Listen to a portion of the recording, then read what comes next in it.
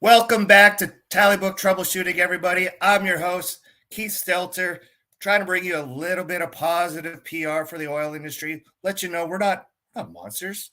We're just regular people trying to help the world have enough power to turn the lights on, get you to work on time, and do it in a environmentally responsible way. That's what I feel like art is.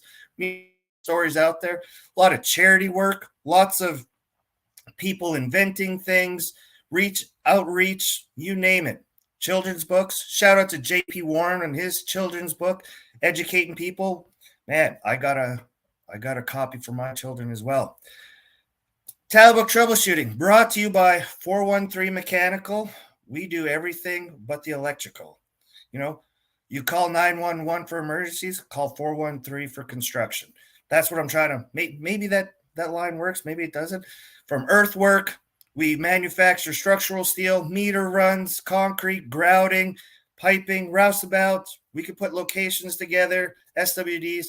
Contact us today. Reach out to me. Maybe just have a conversation for the heck of it. Man, and it is just over 5 months since I cut my hair from Sky High for Kids. Do you remember that? Anybody out there remember that? Who raised a little bit of money? JP Warren, you out there? You remember doing any of that? I hope you do. I hope you all are out there helping people, doing what you can. This man always supporting me, coming on the show today. I've been excited. It's the first real conversation we've had. We've talked to each other numerous times on LinkedIn, but we finally had kind of, I don't know, would you call this a face-to-face if you're on camera? I don't know.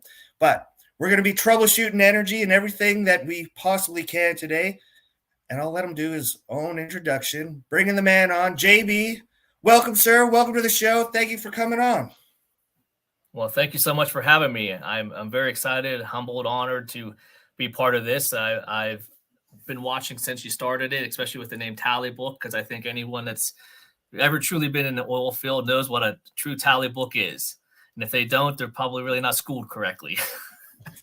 Man, and you'll never, anything can be in those tally books, from contacts to old problems to the actual, reason why they were out there, taking the tally list, links to the pipe and the tubing, casing, whatever it needed out there. So thank you for coming on again, sir. Really appreciate it. Hey, thank you so much. And I was going to say, with that 413, you ought to try to look at doing one of those, like you said, 911, and then you have like dig, what's dig, 811, I think. Try to get one of those 413 ones. Anytime someone's in a jam and needs a roustabout or some hands, there you go. 413 for the hands, baby. Yeah, I don't know if I could quite get the 413 dialing out, but I'm just going to make sure that, it comes to mind. 413 for construction. That's my goal here. That's going to be my marketing, my stitch, my hit, whatever you want to call it. Man, I don't know. Can you hear that little scratching in the background? Do you hear anything? I'll be a little bit, yeah, a little. You don't have a cat. You're not a cat person, are you? I have a little cat in here that has crawled in, made its way in here, and is chewing on a box. So if it gets too crazy, I might have to leave here for a second. We're recording this episode, so anybody out there, shoot your questions. We'll try and get to them in the chat box, the comments section while we're watching. We'll see what we can do here. But conversation, we're going to start troubleshooting energy. Or, you know what, JB, give me a little bit about your background, the nickel tour version of where you're coming from for anybody out there who doesn't know you. You do lots of stuff on LinkedIn, so they should have seen you a little bit around, definitely. But give them a little bit of the background. Yes, well, certainly. I come from Western Pennsylvania. That's where my family's from, outside of Pittsburgh and towards the countryside. And I was in Congress for a little bit, and then I got into financial markets within commodities. And at the time, this is probably 2008, the oil bullies from Texas started coming up and poking holes, of course, in Western PA for the Marcellus at the time. And hung out with a lot of those guys, drank some beers. I knew the paper, the financial background of oil and gas, being on the commodity side. And so I begged and clawed my way into Big Red, some of the people there, because I wanted to learn how to dig a hole, as I always tell individuals, because I'm not a trained engineer. I didn't go to school for it. I wasn't born and raised around it directly, but I was dedicated. So got brought on, gave my life to for 5 years, 120 hours a week out there on the drilling side. That's where I cut my teeth. Still where my passion's at. I still, still talk to a lot of those folks. A lot of them have left, unfortunately, cycles and things of that nature. Life changes, but did all that. Then I got promoted, relocated down to Permian Basin, cut my teeth there for 5 years as a single person, no family. I say that as a little side note. It's a little different, culture shock, but I embedded within the Permian with Halliburton and a few other, technology companies and industrial companies. And then about 5 years ago, I broke off and started to do consulting work under my company I call TNO, the Navitas organization, as I had seen a huge lagging effect on technologies within oil and gas, kind of way ahead of my time, not coming from the industry per se, being born and raised in it and seeing a certain way.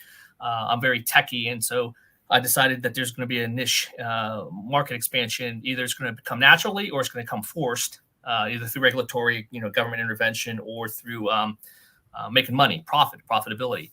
And so I started a consulting group, and I go out and I advise legacy companies within the energy and heavy industrials and try to optimize their systems so that they can stay profitable and keep our industry going for the future.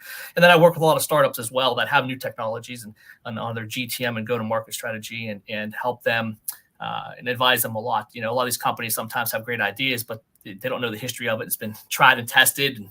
And so in a nutshell, that's it. I know it's a long-winded answer, but hopefully that gives you a pretty good, background. In LinkedIn, I started way before it became trendy. When I started my consulting, business to reach out, I really started leveraging LinkedIn before it is what it did today. With that, I've grown a great network, and I think a lot of respect because I'm always, I'm professional in what I do, but I'm not afraid to push a little bit to help challenge the thought process that's out there. So it's gotten me a lot of great contacts, a lot of great engagement, and lo and behold, here we are today. No, LinkedIn's been great, and I see a lot of the stuff you do.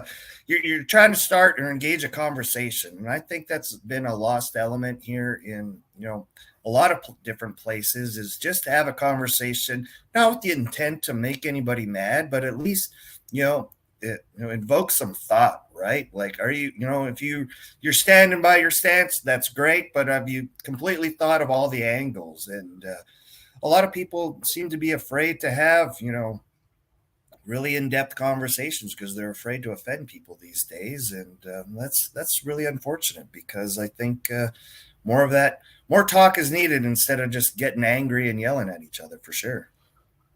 It certainly is. And of course, you probably see I have different, hashtags. One from years ago is, it's not your daddy's oil field. I mean, I got great private messages on that, and I've gotten some like, I'm gonna beat your ass, son, if I ever see you. Part of my land, I can say that. I'll beat your ass if I ever see you out.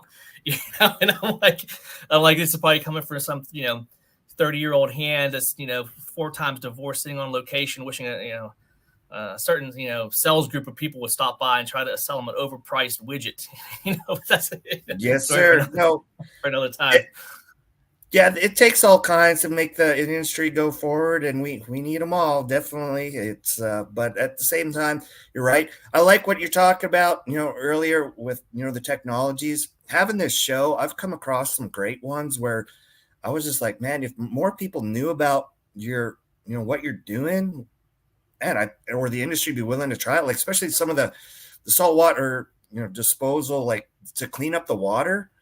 Like there's lots of newer technologies coming out where they can just have a skid on location powered by the flare gas that'll clean it up well enough that you could either use it to recycle for fracs or just pump it on the ground. And where I'm like, here in the Permian, I wish they would just pump some of the water on the ground after it's all cleaned up to make this place green instead of brown, and we could really send a message, to all the environmentalists out here. We turn, the brown, ugly Permian that nobody ever wants to go to this lush, green grasslands. It could be like that. Or I had this refinery show where the small little footprints, and they reduce, compared to a traditional refinery, reduce the CO2 emitted by 95%. Like, I'm just like, why aren't more people taking advantage of some of the technologies out there? It's, I guess it's somebody's got to be first, and it's a matter of, salesmanship, right? Like you get the right person at the right time and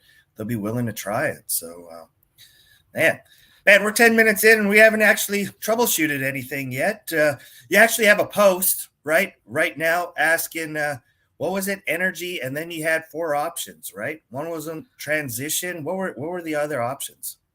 Yeah, so I put up transformation, transition. Then I put that made me bring security, and then security, and then affordability. Is those 4. I'm so used to, like, always with transformation, because I've always been one to try to switch the language up that people use instead of saying energy transition, which has a negative connotation, because transition means you have to transition out of something from one into another, whereas transformation. And so then I put out. And I'm even surprised by it, because I thought more would push towards like transformation. But right now, and last I checked, it was security, overwhelmingly on the security side.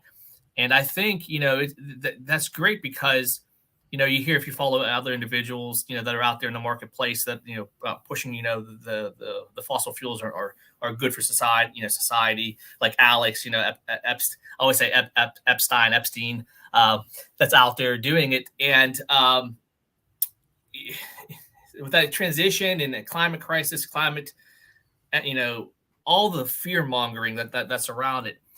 I was like, could you imagine if you went around and said about energy security and all above approach, for example, not exclusionary, not finger pointing, but security, and you're starting to see it now in the economies. Just take a look. Unfortunately, we've had warmer weather. Hasn't done good for natural gas prices, of course, but it's saved Europe. If Europe had a really deep freeze, they're going to be in some deep trouble because of their last policies of the last 5 years. LNG stepped in, they're able to fill their reserves with it. But I was really curious just to get a better sentiment of what a better word would be, so that we can drive that I always say conversation. I always say it's always not a conversation, but it's always about persuasion, conversation with others, because it gets annoying, to be honest with you, Keith, sometimes where everyone's little title, energy transition, and I'm like, they're not having the conversations that they need to have. And so I'm glad to see that security. I think we ought to play off of it. I think a lot more people ought to talk about, when they say, oh, instead of saying you're in oil and gas, oh, I'm in energy security industry. Oh, what's that? Who doesn't want to be safe, right? Who doesn't want to be secure? To help open up without getting people defensive. I always like, it's got to be an evolution, right? Like it's got to grow. Like it's going to incorporate so many others.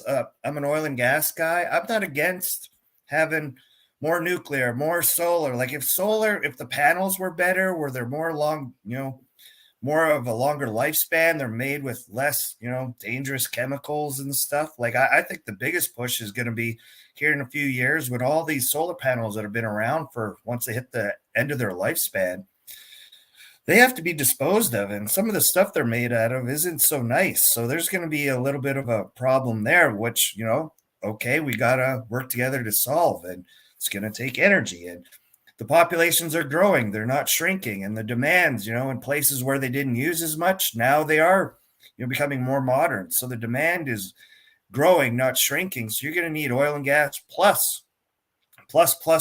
You know what I mean? So everyone's going to have to keep working together. And this thought that oil and gas is just going to go away is, it's very wishful thinking. And we could talk about the climate crisis, or if there is one, or what have you, but I always like to think of like Plymouth Rock. Isn't that, the picture there on the coast where it says 1620 on it, right? And I'm like, well, it's on the coast and the water hasn't covered it in 400 years. How come the next 30 is going to be the next critical years that cover that rock, right? So there's so many different ways of, and coming at it. As long as we're not yelling at each other, I think all the conversations are worth having.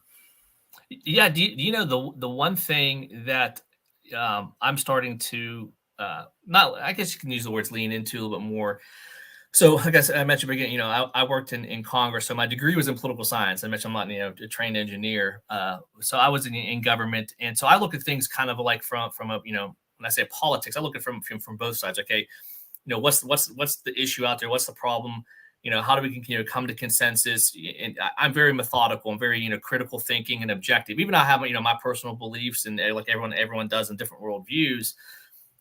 I think technology, as much as I love it today, has gotten to the point where there's no consequence for once things are put out there, whether it's, a like, a retweet, the screen time, et cetera. It's gotten to the point where everyone can be out there, just shouting and re-shouting stuff and rah, rah, rah type of mentality, when half the time, because people people want to be part of the mob. They call it the mob effect. People don't want to be standing, perceived to be standing alone or by themselves. That I think a lot more people have different beliefs, but for whatever reason, they either are fearful or don't understand or don't know how to communicate or haven't really thought through their own processes. I think that goes down to across all beliefs and all, whether you're 100% for climate or 100% fossil fuel, coal, whatever it may be, to be able to evaluate your own beliefs and how to communicate them, because it's always about trying to get a reaction, so you don't feel left out. And I think that's the problem. It's all this noise out there. No one knows where, to be comfortable in their own skin and how to support their own arguments and how to be objectively say, what, I think I might change my view. You bring up some good points. Maybe I'm not exactly as right as I thought I was. That humbling humility part of the human experience, which a lot of people don't do. And so well, it may not even just be, not as right, but, there's more to it. Right. And I better, look into it more. And, maybe even the perspective you just saw just gets you to add, and evolve what you've already heard. Right. Like lots of oil guys, they're anti, solar panels or something like that. And I'm just like, man, there's no reason to be an us versus them. Like we're all in the energy business. We're all trying to keep the lights on and everybody happy. Like it turns into a thing like California. Like I can't believe California, with all their resources and the money, like they have roaming blackouts and stuff, where it's like a place in modern America that just shouldn't happen. You know what I mean? Like it. So you gotta evolve and stay open-minded, and one way might make sense for a long time one way, and then you get more information and you get to learn an even better way, right? And we gotta, like I said, take a little bit more time and not be so at the end of the day, like stuck. There's only one way and it's my way, you know what I mean? But well, go back to your thing on the solar panel. Such a prime example, because I've had conversations like this.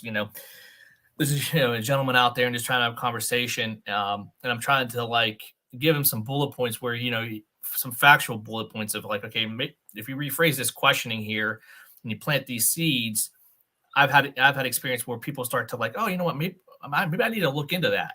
Where they don't feel like they're being attacked, so that their defenses go up. Because once the defenses go up, you're just like talking to a wall. I mean, this it's moot.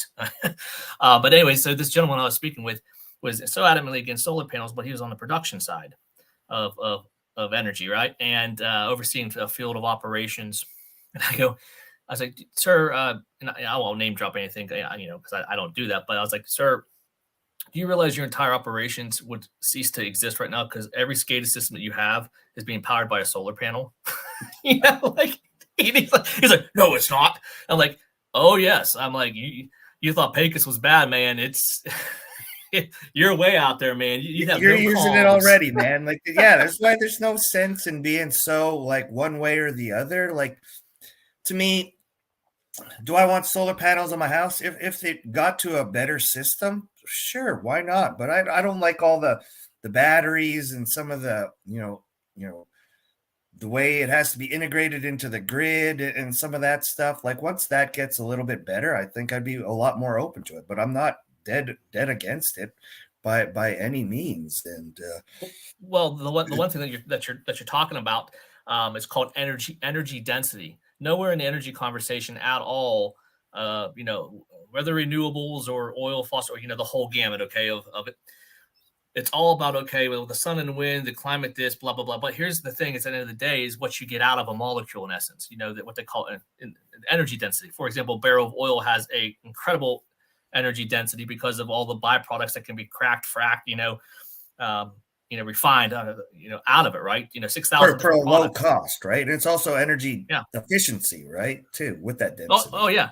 So like if you start to reframe the narrative on that and try to, again, so it's not like saying, okay, solar is evil per se, and it never will be successful, or wind, just take a look at, like, a little solar panel on a small SCADA system is highly efficient because it's giving enough juice, and there's a small little battery, so it's not relying on transmissions.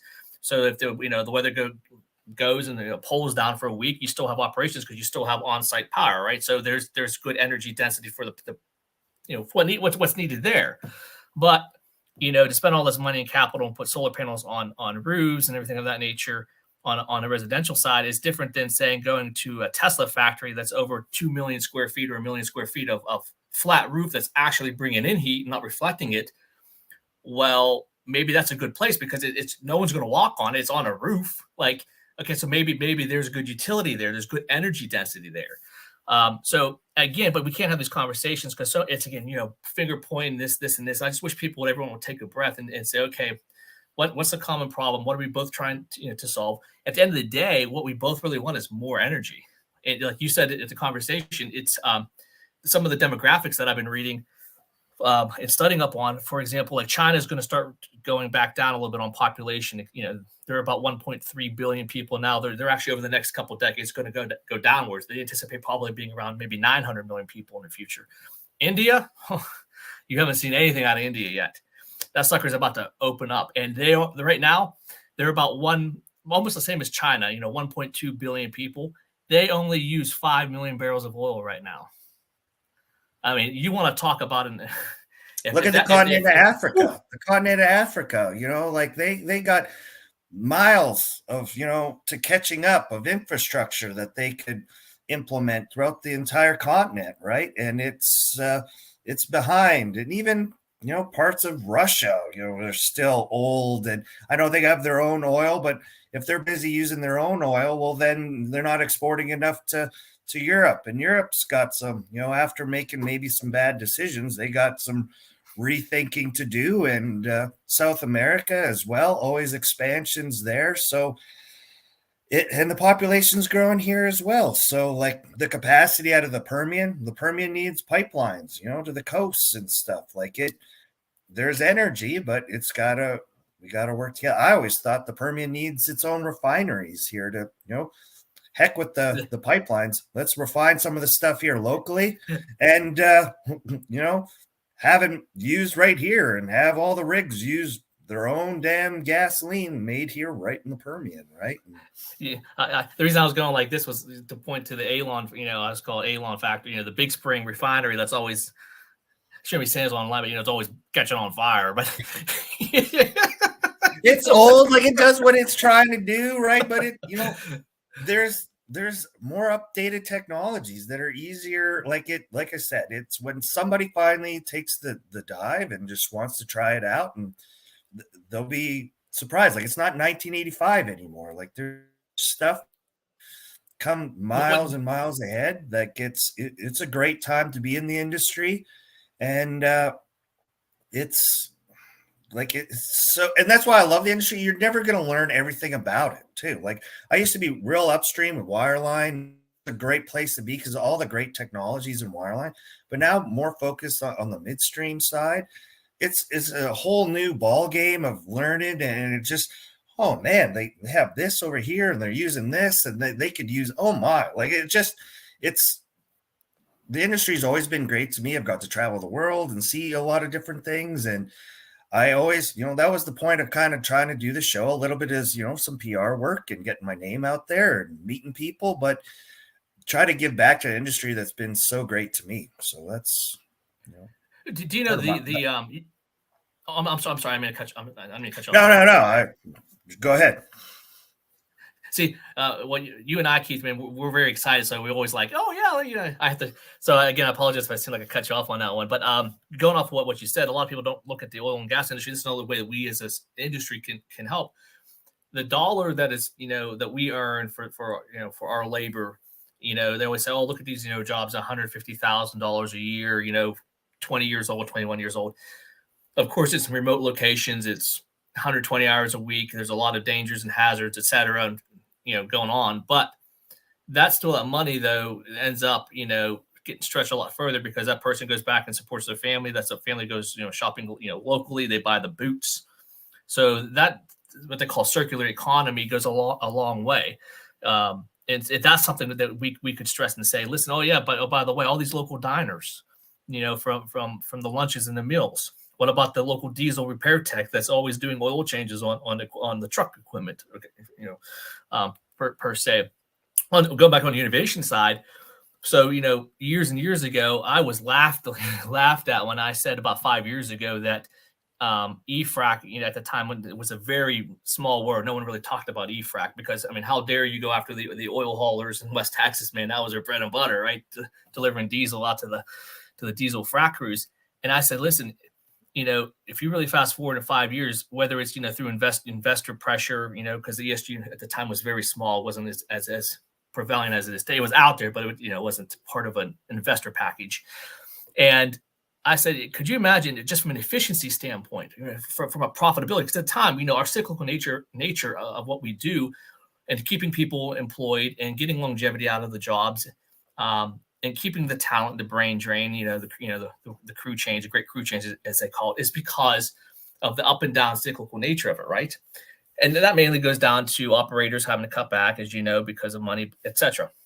But if we can get some stability where companies are profitable and are able to, keep that profitability, then you're going to start seeing some steadiness, in service companies. You're going to see some longevity. That's a good word to use, longevity, because you need to be profitable to have a business. At the end of the day, that's what it comes down to. If you're out to make money, you have to do good. You have to make money. And well, there are companies out there that are doing it. Like there's small operators where I've had some conversations over the last few years. They don't add rigs and they don't subtract rigs. They don't go balls to the wall. They just steadily a couple rigs and they just keep them plowing along, right? It doesn't matter what the price is. They know it'll come back. And they don't get too excited when it's too high and stuff. They just steadily. They're few and far between, but there are a few out there that are doing that. And you mentioned e-fracs. Like there's a little company, Field Gas Solutions. They're turning over the frac pumpers over instead of diesel. They're using the natural gas right on location, right from the well, and they're using natural gas to fuel these pumpers, right? And it's saving millions of dollars in diesel and fuel to location, and it's reduction in CO2. Like there's all kinds of little things coming out like that. Like the electrical fracs are good if you have enough electricity, available to do it. But with all this gas and flaring, why not utilize this stuff? Let's make more electricity. Let's not flare this and waste these precious resources. Let's use it to clean up water, to power fracs. Let's use it to, help the grid out. Like it's there. Like we just gotta have the, I guess, drive to make it happen. Well, yeah, even off of the e-fracs is creating what they call microgrids. And so, if you have good, planning and development within an operator and you have certain continuous acreage, you can build an entire, let's say you've got, there's just an example, say 20,000 acres, okay? And you know that down the road, you're going to get X amount of new drills out of it. You got your whole production, you got everything tied into it. It's like its own little city, if you will. Well, you could be self-contained to the point that the natural gas that is technically you would just flare, like you mentioned, that you normally would flare, can now be captured into a turbine system that powers not only the e-fracs and the rig, but also all the pump jacks. And then excess power then gets sold back into a company that could be tied into the ERCOT system. I've always believed that if all of a sudden we can start to microgrid all the operations, everything from drilling, completions, downstream, all of it, cradle to grave, we could literally actually be an arm that's a generator to, like just in Texas, into the ERCOT system, and 100% compete with all the windmills. 100%. There's other, there's little turbines that you can put on pipelines for the middle. Like if you need power in the middle of nowhere and there's maybe no natural gas line, hell, you can put it on an SWD line or something. And this thing, as the water's going by, it's turning the turbine. Poof, you got power right in the middle of nowhere, right? Just because the water's going by. Like there's, if you want it, it's available to you. And this is the, the industry that loves innovation. Like, it's always kind of been a little ahead and then it slacks off, but it's always been the one that if something needs to be done, they get it done. You know what I mean? There's no school, there's petroleum engineering, but when you get out in the field, it's field experience over years and years is just the guys get it done. Like they figure it out. Yeah. And one of the things, that I'm, starting to see now, within the labor market is, and I'd be really interested. I wish there'd be a study on this, and like, let's just say the last decade or so, of how many people have since I say 2010 to today got in at some point into the oil and gas industry, with actual like field work, and how many are still here today, doing it. Because I think a lot of them, unfortunately, probably left. So imagine all that development time on the safety side, trying to get green hats. Of course, here's all the safety companies out there. I know you don't like hearing this because they love to be able to get those new orientations, H2S, and that constant flow of new trainees is good money. I get that. But on the technology side, there's a company that I'm consulting for that's actually digitizing the entire safety process and training for built around the oil and gas industry. So that when that person would leave one job, that digital skills passport, if you will, would actually stay with that person, so they can go to another employer or company, and all of their certs and everything is there from a training standpoint. That type of innovation is out there, but so many people, even to this day, they're not up to date on certain safety processes. The only time you find that out is, unfortunately, when there's an incident, or recordable or safety stand down. But it goes back to people, and you'll get more talent if you're able to go to these younger generation that are all on their phones, right? I mean, who isn't these days? And give them that tool and say, listen, man, this is, we operate digitally. Oh, by the way, when you go through these safety courses, you're going to have your credit, all your stuff here, and it's going to stay with you, so. Well, that idea has been around. When I started with Schlumberger in 2003, they had a passport, and you had every course that you took in this thing, and it's, a certified instructor and a number in this thing, and you were supposed to be able to keep this and take it around. But then you'd go somewhere else and they'd be like, oh, well, that's Schlumberger. Well, we can't possibly use Schlumberger's H2S course because, obviously they were teaching you something crazy there. So, and it'd be like, what, man? Like, why can't I just use this? So the digital passport, I've always liked the idea of keeping, like, H2S should be H2S. It works for consultants, in the private industry a lot. Their well control is universal from once they keep it with their company, and lots of guys have courses that way. So no, I think it's a great idea to have it, something that you keep up to date, and it's really good, would help the industry. Man, we've been talking here half an hour. You still got lots more to say, or what? Well, I could always go on and on, man. You know me, my mind works in mysterious ways, as I like to say. Let's keep going. I got nowhere else to be. Shit, my phone hasn't rang the entire time I've been sitting here. Man, must be a terrible salesman. Probably jinx you. Not even a terrible salesman. That's because you've got your entire tech stack working for you on the back end, right? You're prioritizing. You got your email, right? Yeah. Speaking of, that's one of the things too that within our industry is always, the phone calls, and that's still like, how things are kind of done, I'm going to call somebody when I'm jammed up or I need something, or which is all great. But sometimes even on the technology side, not being able to, to capture those calls, or trying to do things by text messages, and all those inefficiencies are starting to, be driven out of operations, technically on operations, where people have to use digital platforms, to track all of those. Okay, just as an example, let's say you're working a deal, or someone's working a deal, and you're trying to communicate sales to operations. How many times have you spent hours trying to talk to the guy in the shop to put hands on an item that you need, versus being able to go and basically do a digital ticket, if you will, and it taps into the system, automatically generates and pushes out. There's a big push on that. The adoption's been slow, it's there, but it's been a lot slower. There's always improvements, and I think with troubleshooting, I think the hardest part of our industry is the fear of change. We all get comfortable in doing things a certain way.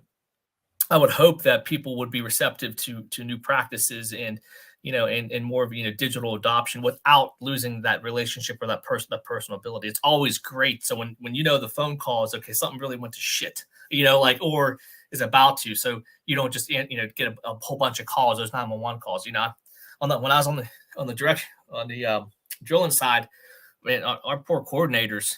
I mean, I think they wanted to run over that damn phone. I mean, it was. A wireline was nonstop. the same way. Yes. And I put my head against it. I'm like, why can't I look at a screen and see where all the shit's at, all the operations, who's tasked out, boom, boom, boom, and sit there and drag and drop and why do I have to call 5 people just to get this one part? And then you get this one part out. Well, where's it come from? So if there's a tool failure and then all of a sudden you're trying to fight a credit back, there's no record, so that a smart engineer is going to say, well, where's that tool been run before? I don't want the junk down my downhole. Well, I mean, I'm sure you fought that. The problem is reports. There are those digital databases, but they're only as good as the data that gets put in them. And if the guy's been on a job for 24 hours straight and he's tired, you just tell him, hey man, go get some rest. You can put the information in when you get back to the shop.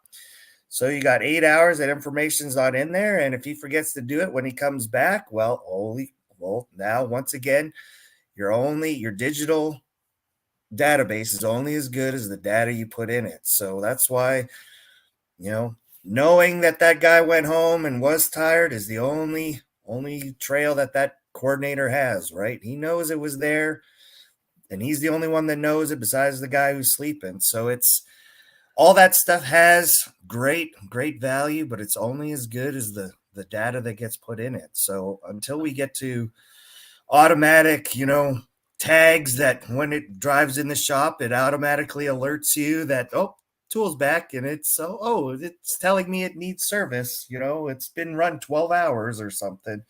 It's automation will eventually, I think, kind of take care of some of that stuff. But until we get there and have that money and that steady stream of revenue, it's always going to be manual inputs, and it's only as good as the guy who was awake enough to put it in there. And speaking of the title, tally book, just imagine one of these days when there's a true digital good old tally book out there. I was always amazed, like how much talent is tied up in tally books. When I was a green hat and I broke out, there was this gentleman. I mean, at first, I almost thought he was like literally losing his mind. Like, I mean, he was probably a 20-year hand. Very serious. I mean, it's almost like he was a surgeon. Like, he's so we used to call. I used to nickname him Doc because he literally. That I learned from him. He went up one time. We were having some RPM troubles, downhole, and of course, company man, everyone's screaming, "Trip out a hole." We're like 500 feet from TD, and we're like, we're not going to do a round trip for 40. Everyone wants to go home. We want to TD this well and get the hell off site, right?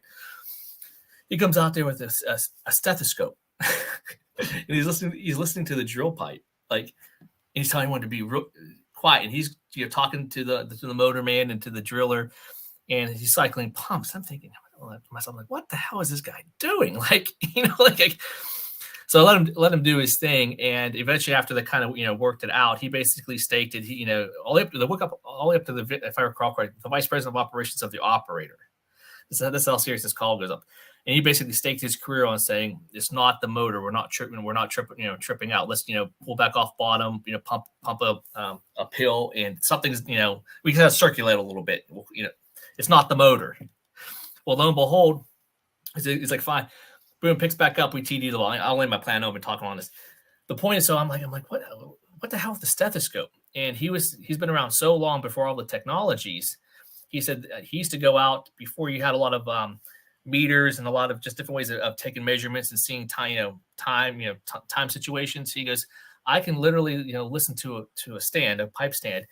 And based upon what the manufacturer of the pumps are in the mud weight and properties, and actually I could tell if it's the pumps that are going or if it's the actual motor. He's like, I can hear the harmonics. And I sat there, I was like, holy cow. I was like, now my brain was going, I'm thinking, well, what if there's a way that we can actually digitize the harmonics and do predictive, failures off of the harmonics, right? And be able to separate distortion from from pump noise versus actual motor noise. Anyways, that's a whole other story for topic for another day. But there I am, sitting there. You can always learn something. To lay my plan on this one is, if he was an old school guy, but if you pay attention and you truly go in without being like a know-it-all, and you're confident, people will teach you. Whether they do it intentionally or if you're observant, you'll learn a lot. Sometimes it's by shutting your mouth and being a good hand and being a good green hand and just keeping head down, eyes up like this, and just sir, you can learn a lot. But anyways, I'm not sure even how we got on that topic, but yeah.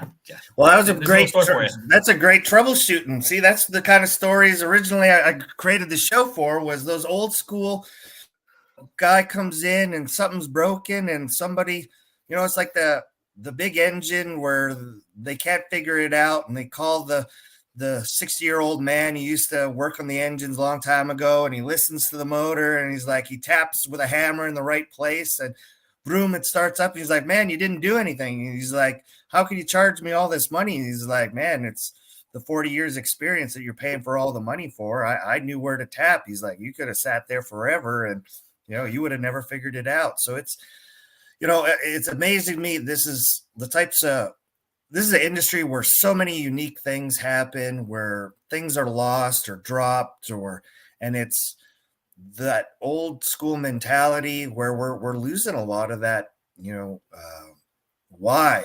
Like, a lot of people are like, oh, you do this, this, and this, and that's the procedure. And then if you ask them why, they have no idea. Right. And I was very fortunate in my career to work with some very experienced guys as well. And they taught me. And then I remember the one time going in the shop, there was about my operations manager and his counterpart, and then a couple engineers and an operator working on this pack off.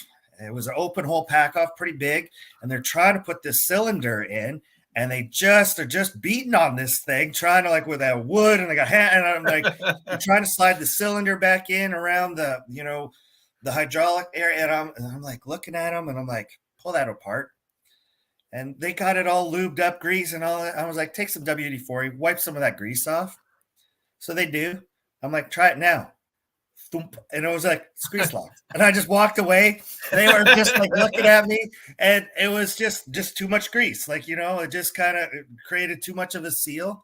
And it just would not go down. And they looked at me. LCM, baby. And I felt pretty good. Like, I was like, old man doesn't come out to the shop too often. But when he does, kind of strutted my stuff. And that came from experience, because I'd done the same thing like 10 years before, where I just put too much grease on it, could not figure it out. My operator, who had lots of experience, is like, man, just clean it up. It'll go together. So I wish, I'm almost like, I wish there's a way, all these tally books, we know that they're like in basements and boxes of like grandpas and dads and all that. Cause there's stories, like they keep them. It's kind of like, pictures of their kids. And it's true. I almost wish there's a way, like there's a consortium, if you will, like better words, or a group. Maybe this is something for Tally Book to do as well. And actually where people would share and able to truly capture all those stories that are in tally books. I have a great memory. And I say that very humbly. That's how I remember these stories. Like they're like etched, like they're in my mental tally book. But I've seen tally books where, people would go in when they were breaking out the Marcellus. People really didn't really know. It took 30, 40 days to drill a hole. You're blowing cash. And the best guys had all their experiences, all their formation tops, all their geo, everything in a tally book. And they would go back, oh, what was that well 6 months ago? What TBD? Oh, you know what? This BHA assembly, we need to do a different BHA assembly.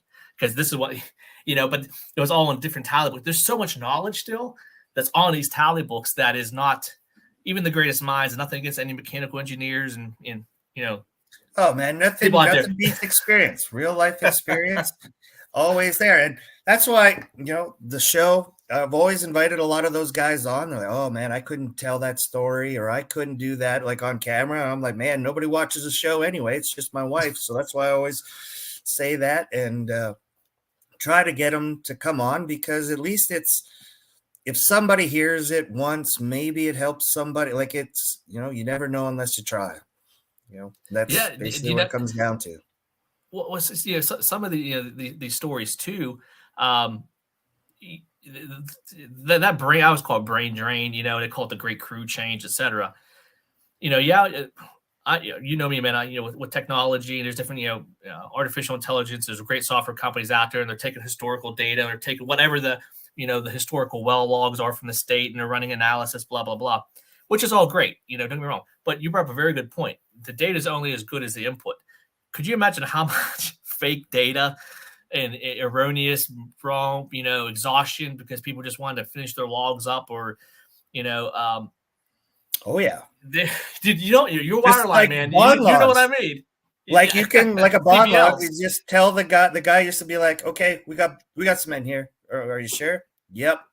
Just make it look like it does. And you can just tweak it, and you're just like, okay, cool. There you go, man. Like, there's your cement top. Like, it like I said, it's only as good as the data you put in. And if you were tired, or somebody just wasn't interested in another answer, you gave them the answer they wanted, right? Because they were the customer. So it's at the end of the day, it's all about energy moving forward.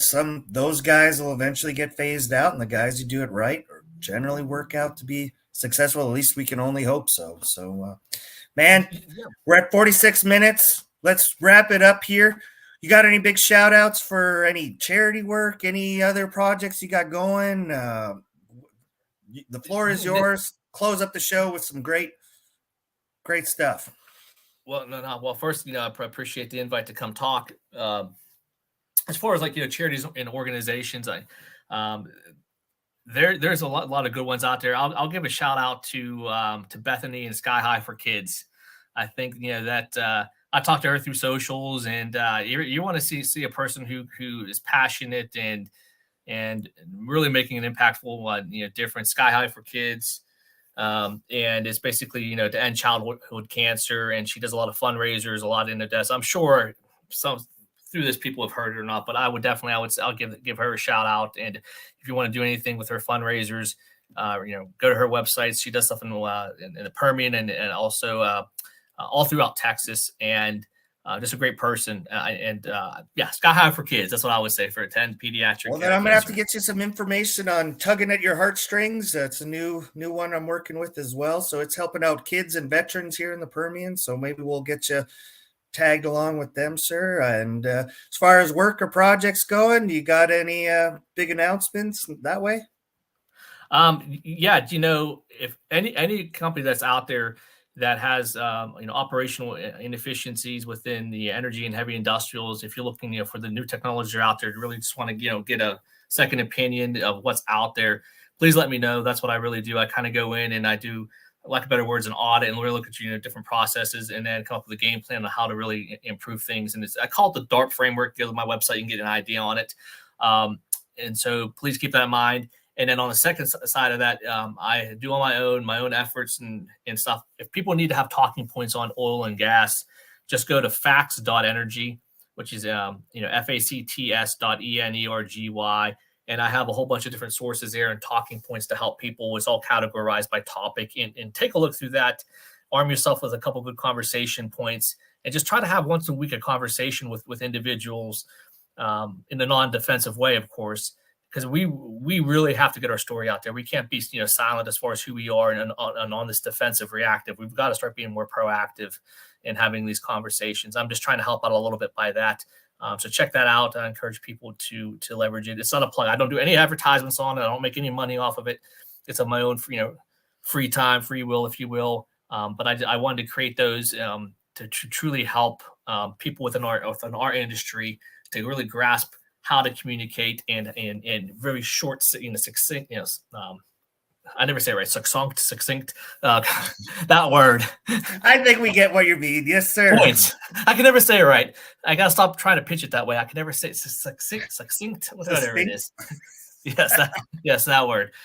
Check it out, facts.energy. Let me know. Drop me an email of, what you think on it. And it's tapped into what I call oilfield life.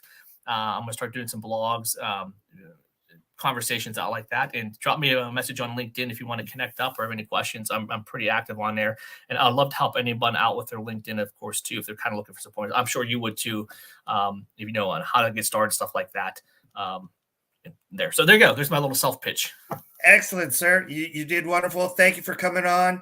Really appreciate, really enjoyed the conversation. Reach out to any one of us if you were not already connected. And till next Tuesday, that's how you troubleshoot. Where's the camera? Thank you. Thank you for having me.